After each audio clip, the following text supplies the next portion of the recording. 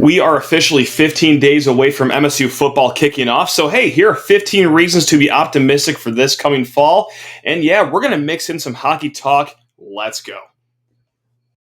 Are Locked On Spartans, your daily podcast on the Michigan State Spartans, part of the Locked On Podcast Network, your team every day.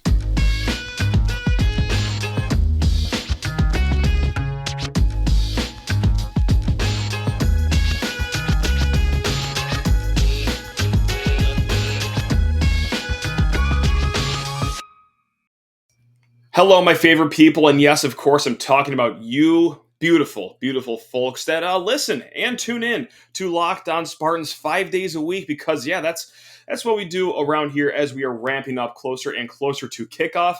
Hello, I'm your host, Matt Sheehan, and thank you so much for kicking off your day with us here at Locked On Spartans of the Locked On Podcast Network. Please rate, review, subscribe, comment below if you're watching on YouTube, or just do whatever makes you happy, really. I mean, because when it comes down to it, your happiness is all that we care about. So if none of that makes you happy, fine, great. But if doing one of those things makes you happy, then it makes me happy as well.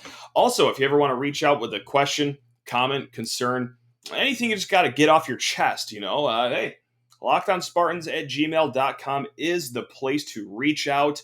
And hey, do so for tomorrow. Tomorrow, I think, is going to be a mailbag style show. We got a lot of questions building up, so let's just take 25 to 30, maybe even 35 minutes tomorrow to bang out as many questions as possible. So yes, that will be tomorrow's show. And then, hey, next Monday, we're going to talk to old friend John Garcia. He is the director of football recruiting at Sports Illustrated. So that's how we will start next week. And also, yeah, we talked with the director of basketball recruiting as well, Jason Jordan, just the other day. Make sure you catch that show. That was a good one. Had a lot of wonderful things to say about Tom Izzo's dynamite 2023 class, who to look for 2024, and a nice little look around the rest of the Big Ten as well. All right, back to football talk. For the first two segments, we will get to some hockey here in the third segment, so yeah, keep it tuned to that. That's right. But hey, gang, we are 15 days away from kickoff. And you could smell the excitement. I could smell the cinnamon whiskey in the air in the parking lots of East Lansing. So yes, as we inch closer and closer to kickoff against those Broncos from Kalamazoo, let's just bang out 15 reasons to be optimistic about this season, because if you've been listening to any shows lately, oh man, we are chugging the Kool-Aid over here. Vibes are astronomically high. So let's just get to all 15 reasons why we are fired up to watch our Spartans take the gridiron again this fall. Reason number one, let's just look at it from a grand scheme of things, right? Michigan State is returning 73% of their production from last year. Yes, of course. They are missing some big guys, right? Like, hello, Kenneth Walker, pretty big name. But, however, you're returning 73% of your production from last year. And to compare that with the rest of the Big Ten East, that's the second best amongst teams in our own division. There's only one team that has more returning production. Okay, unfortunately, that team is Ohio State, that does return more production, but you are returning more than anyone else in the Big Ten East. Both Penn State and Michigan are returning 65% of their production.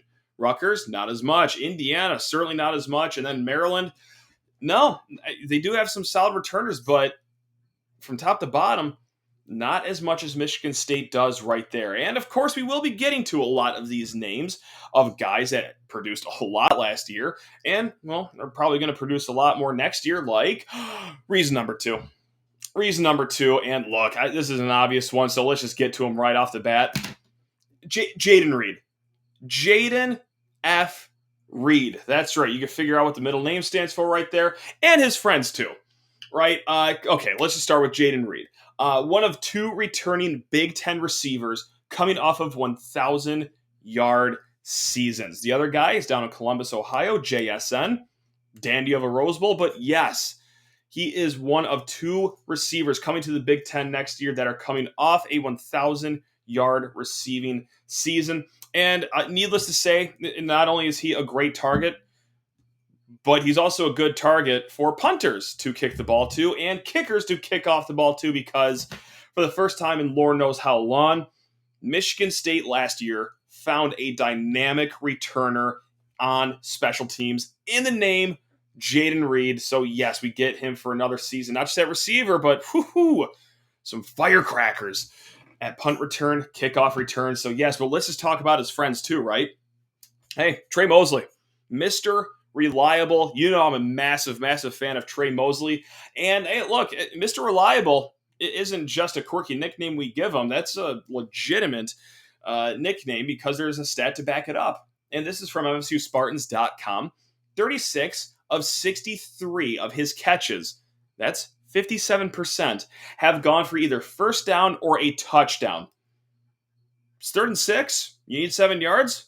Call Trey Mosley. It's 1st and goal at the 5-yard line. You need a 6 yards to get in the end zone. Phone Trey Mosley. You need a 2-point conversion in a very crucial game against your rival in the most historic matchup between the two teams. Well, friends, you call Mr. Reliable Trey Mosley because he will take care of you in the receiving game. He's going to take care of the quarterback as well. But also, gang, Keon Coleman. We just did an episode earlier this week about how much Kool-Aid I am drowning myself in when it comes to the Keon Coleman hype train. All 6'4" of him, I'm a firm believer that he is going to be a dynamic playmaker this season. And then you add guys like true freshman Jeremy Bernard, who I think will have a spot on this year's offense, or big body Christian Fitzpatrick, if you will, Montorie Foster, Antonio Gates Jr., if I could borrow another true freshman. No shortage of weapons around number 3. Reason number 3 to be optimistic, Payton Thorne. Look, hey, it's just what being a quarterback is, right? Everyone's going to have opinions on you. I'm of the camp that I have a higher opinion of Payton Thorne than maybe a lot of other people have. I think that, I see a tough kid, both mentally and physically. He can absorb big body shots, and he could also step into throws even if he's been getting wrecked all game. He's mentally strong. He bounces back with the best of them. But also, and maybe I'll get a little too carried away here, but right now, I don't think I am. I can pick out different things from other MSU quarterback grades that I like about Payton Thorne's game. Like, for example, I think he uses his legs really well to extend plays, whether that's scampering out of the pocket to roll out, throw on the run, or just run for a first down. Like, hey, go back to that Miami game. Had a really big run late in the game there to set Michigan State up for victory. So I think he's got the legs of Brian Lewerke, right? I also think that he has that can respond attitude, you know? Sure, he'll make mistakes out there, but short-term memory, kind of like our friend Connor Cook, right? Connor Cook made like at least one back-breaking decision in every single game, but he always responded. And Payton Thorne responds whenever he has a little hiccup more times than not. I'm not saying it's a perfect formula, but hey, look, he's a coach's son. He's got a short-term memory, and he knows how to lead a team. And to do that, well, you got to erase the bad plays pretty quickly and move on. Kind of like also how one of my favorite Spartans of all time, if not my favorite Spartan absolutely of all time, like Kirk Cousins. You know, he's an overachiever, student of the game, like Cousins. So there you have it. I'm all in on Payton Thorne. I mean, I really always have been, and I don't think anything's going to change this season coming up. Now, of course, there's more weapons than just, the receivers here. We also have probably the most talented tight end room that we've seen in East Lansing in a decade. We just talked about this with Stephen Brooks to start the week, broke down the whole offense, and Stephen Brooks said that, yeah, this is probably the best tight end room you've had in East Lansing since 2010, 11, something like that. Daniel Barker is going to kill it in every facet of the game. Malik Carr, if he can hone in on his blocking, he will be another dynamic playmaker. And then Tyler Hunt, who seemingly has been here since Brian Hoyer was quarterback. That's another two-way tight end too, a guy who can block and a guy who can catch. And honestly, let's talk about a three-way player. If you remember the Indiana game last year, he can drop dimes on gadget plays like that too. So yeah, Tyler Hunt's the full package, and those are 3 tight ends that you're starting to feel really good about. And also, speaking of having the most talented position room in quite some time, let's talk about reason number 5 to be optimistic about this season. Look, the running back room. And I know how ridiculous that may sound without Kenneth Walker. Look, any program in the nation loses a guy like Kenneth Walker, it's going to be a step down. I'll say it right now. Like, Michigan State will take a step back in the running back room. But wow, that's all you step down to, going from a guy like Kenneth Walker to a running back room with 2020 Pac-12 Offensive Player of the Year, Jarek Broussard, who transferred from Colorado. Jalen Berger, another powerful runner transferred in from Wisconsin. And if you get anything out of one of, Eli Collins, Jordan Simmons, Davion Prim, what if you get something out of Harold Joyner in his second year in the program? I mean, you're going back to, the 2011 season where they had Le'Veon Bell, Edwin Baker, and Larry Caper, where you have that many running backs that you feel pretty good about. Yes, it won't be one guy doing the whole shebang like it was Kenneth Walker last season, but in order to replace Kenneth Walker, you're going to need a lot of guys with a lot of different skill sets to move the ball forward, and I think that's what Michigan State has right now, is a good stable of running backs. They each do something different, and they're all very talented in their own right. So, yeah, it's going to be a step down, but not as big of a step down as it would be at a lot of other programs. So I'm feeling pretty good about that. And then right before we take a little pause here in our 15 reasons to be optimistic, let's do one more. And that one more is going to be the offensive line. If you've listened to the show, if you've watched this show anytime in the last 2 to 3 months, you know that I have concerns about the offensive line, the depth, the unknown behind the starters. But let's talk about those starters here for a second. Because right now, when you roll out the big boys to start the season on September 2nd, you're looking at a talented group and a experienced group as well. Look, in the interior, with Nick Samac, J.D. Duplain, and Matt Carrick, 88 games of combined experience between those three right there. Nick Samac, great player. J.D. Duplain, love what we see from him. Matt Carrick really had a strong year last year. Also, Spencer Brown, solid performance at the Peach Bowl last year. Jarrett Horse, we all know how talented he is when healthy. Also, take all this too. Yes, the sack rate last year was 4.9%. Good for 28th best in the nation. So already in that upper third of pass protection right there. Hey, I get it. I've said it many times. The guys behind them are unknown. It's not to say they're bad. It's not to say that I'm going to write them off immediately. It's just we don't know how good they're going to be. But as it stands right now, let's knock on wood, you feel pretty good about your starters right now. So that's right there, 6 reasons to be optimistic. We got a few more coming up at the other end of this break. But guys, gals, I have an important message for every single one of you, especially as we ramp up to football season and tailgating season, because point blank, drive sober or get pulled over. You're hanging out with some friends and putting a few drinks back. A few becomes too many, and as the evening comes to an end and people start to head out, you think of calling for a ride. But nah, you live nearby. You can make it home okay. It's no big deal. And besides, what are the odds you're going to get pulled over anyway? And even so, well, what's the worst that could happen? Your insurance goes up. You lose your license. You lose your job. You total your car. You kill someone. Oh, yeah.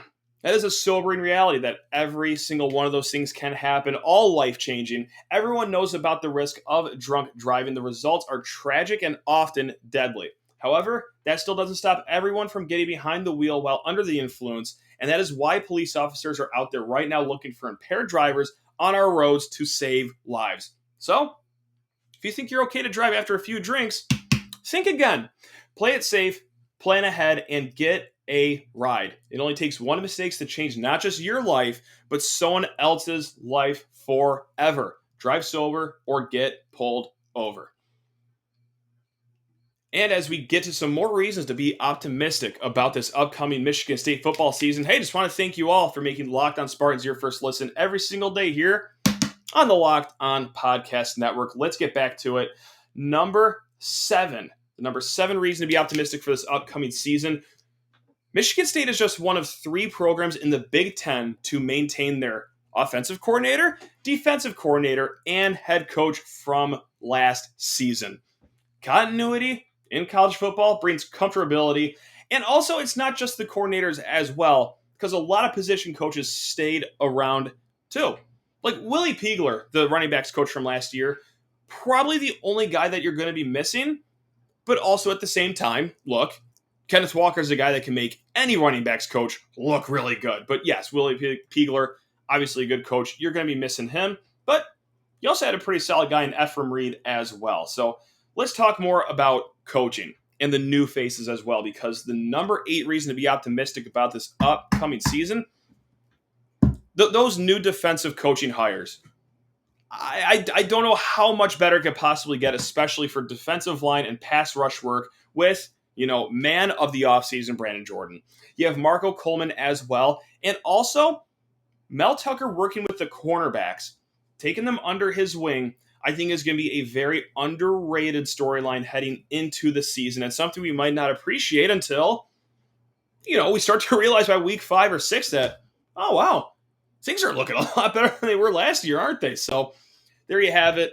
Mel Tucker, needless to say, his attention to detail is outstanding, and also needless to say, he probably knows that the secondary needed a lot more work coming off of a pretty tumultuous end of the 2021 campaign. But hey, you get a guy with an NFL background like Mel Tucker, a guy who's coached at Georgia, a guy that's coached at Alabama.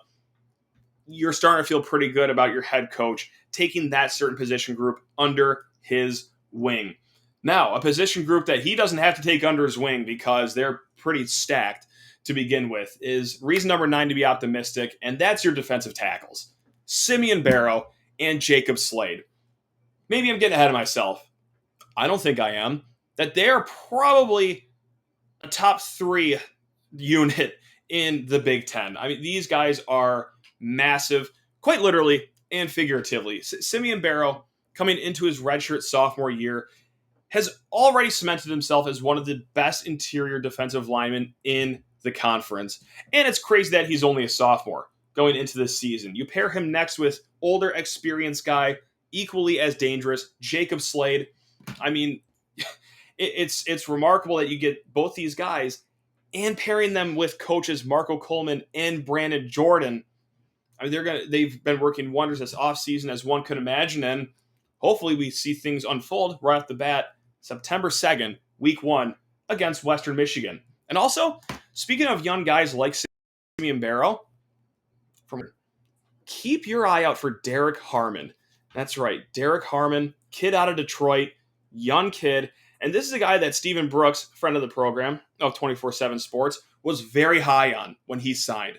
Thought this kid was incredibly, grossly underrated. And that's another guy that you hear and chatter about inside the football building, is Derek Harmon could add some monster depth to that already monster position group of the interior defensive line. Well, let's split it out. What about the exterior defensive line? Of course, the edge rushers, the defensive ends. Well, that's reason number 10 to be optimistic, because Chris Bogle, the transfer out of Florida, Jeff Petrowski, Brandon Wright, Tank Brown, that's a good stable of pass rushers right there coming off the edge. And of course, I'll say it till I'm blue in the face, with Brandon Jordan as your coach, yeah, there's a lot of worse ways to spend an offseason and go into a season with a unit that you feel pretty good about when you are replacing 2 big names in Drew Beasley and Jacob Panashuk. So another big year expected from that front 4 as well. Or should I say, reason number 11, the front 7. Let's just not talk about just the front 4, right?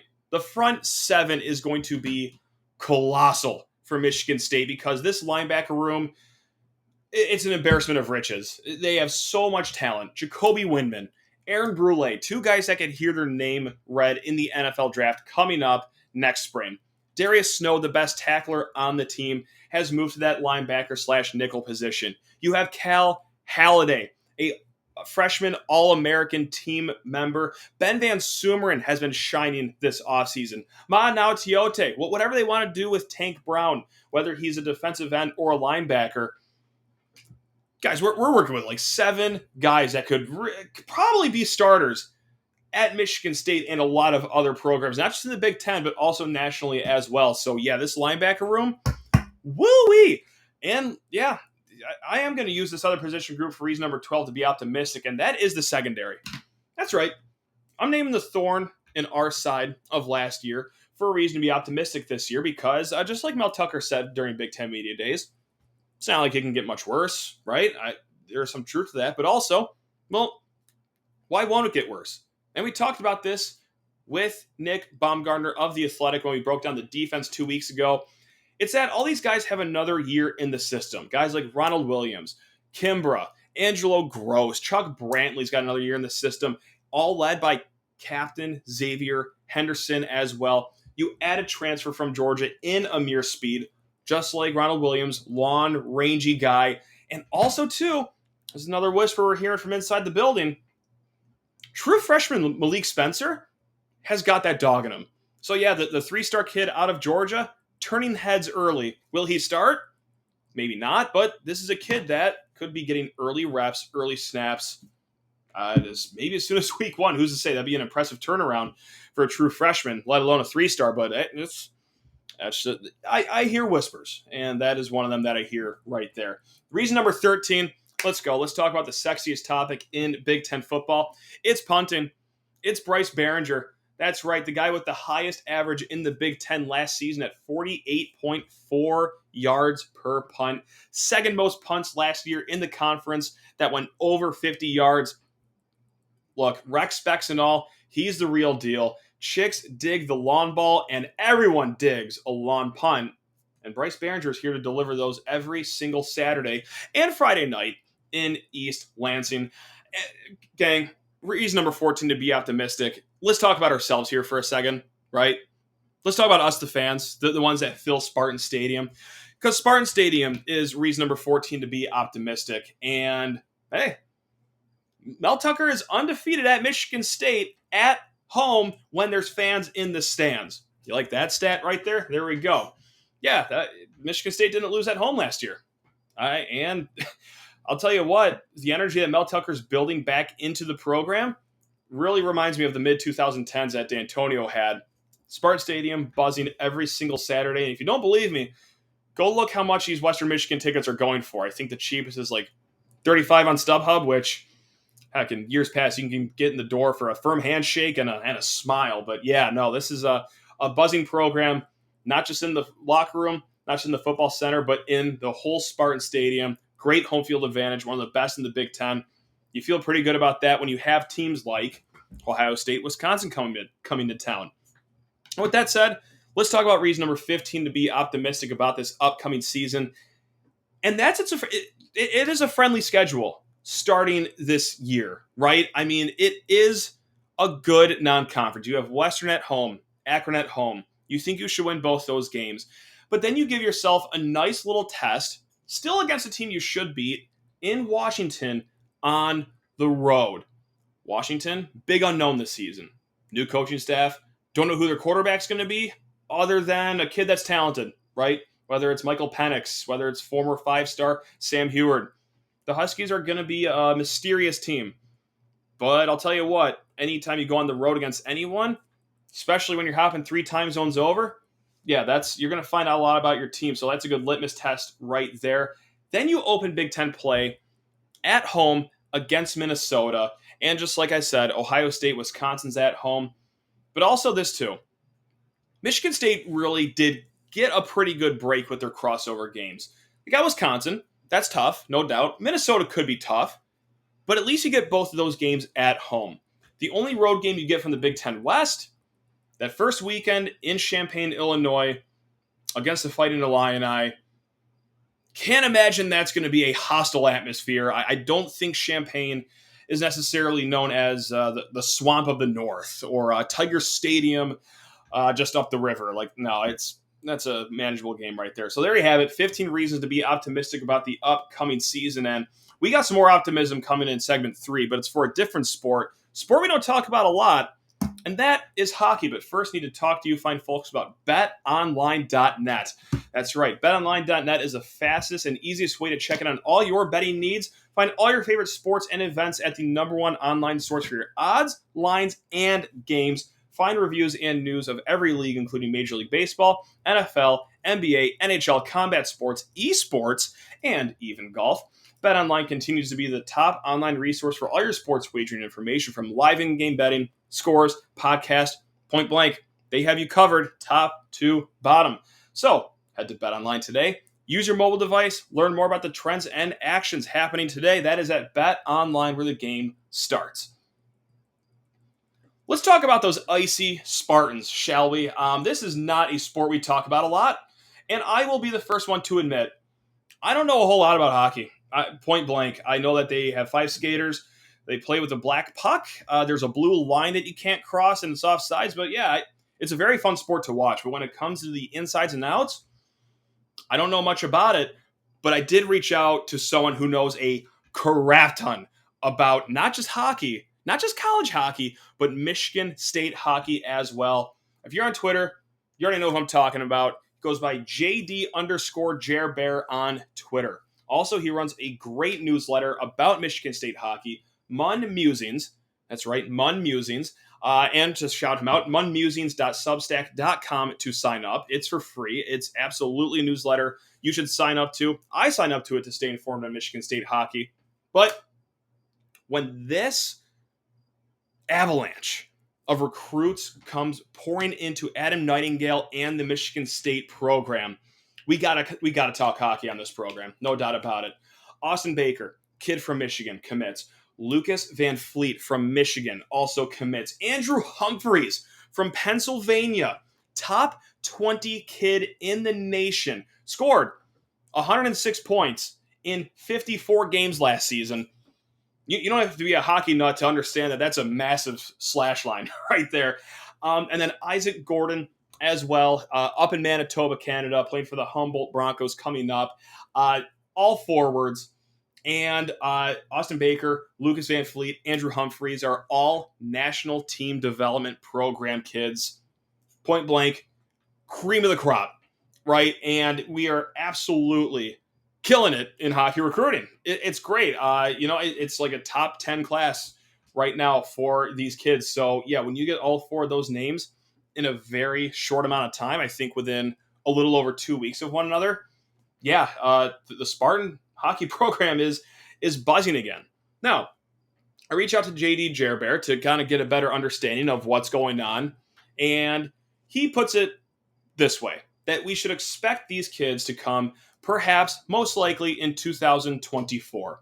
There's some variance there because there's age rules with how long they can play junior hockey and whatnot, but odds are 2024 is the target date for these kids to get on campus. Now, with that said, you don't just flip a switch like that. And Jerbear was so nice to me because he knows I'm a hockey idiot, but I do like myself some football. I do like myself some basketball. So he put a lot of things into football and basketball terms. Like, okay, the turnaround.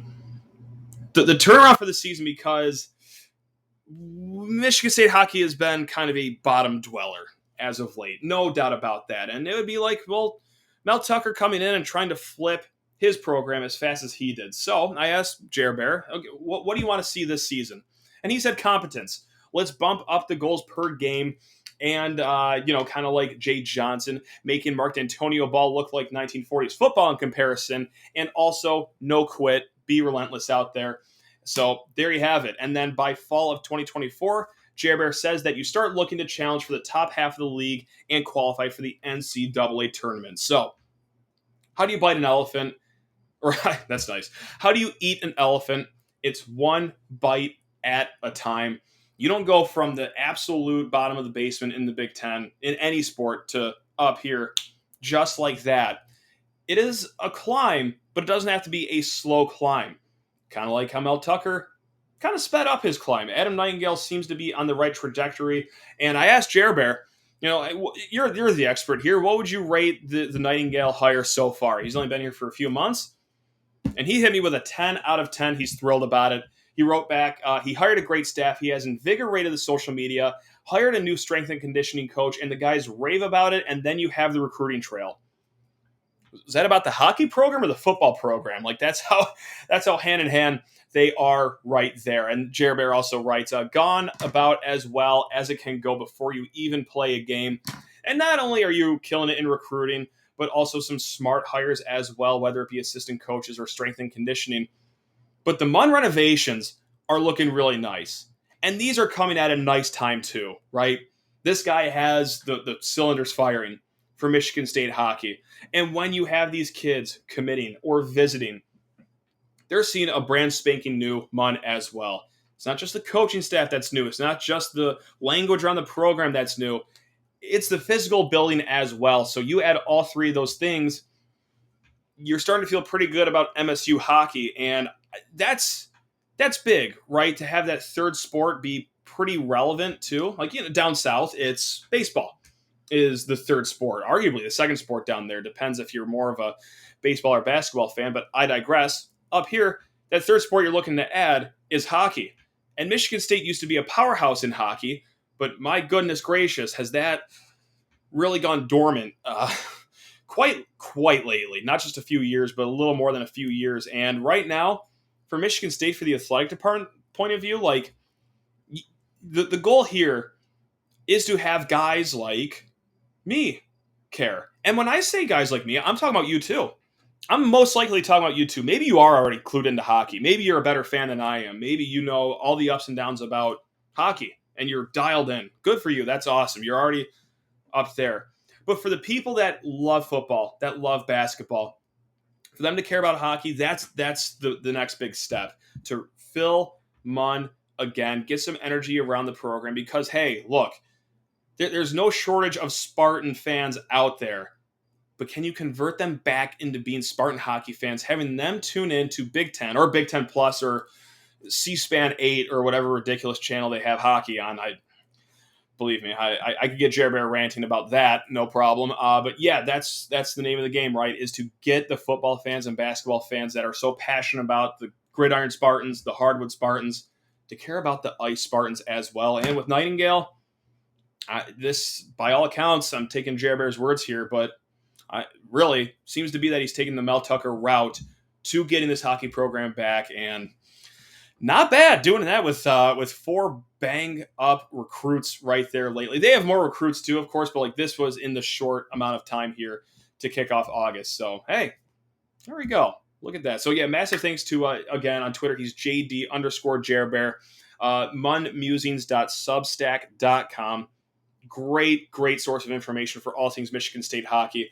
And yeah, there you have it. Gang, tomorrow, just like I brought up at the top of the show, we will probably be doing a mailbag show tomorrow, barring any breaking news happening. But yeah, the questions have stacked up, and we will get to. But until then, I hope you have a great day. Thank you so much for making us your first listen every single day. Now go give Locked On Big Ten your second listen. That's right. So with my guy, Nate Dickinson, getting you prepared for the whole conference season as we ramp up closer and closer to kickoff. Keep it tuned here. Locked On Spartans. Love you all. Go Green.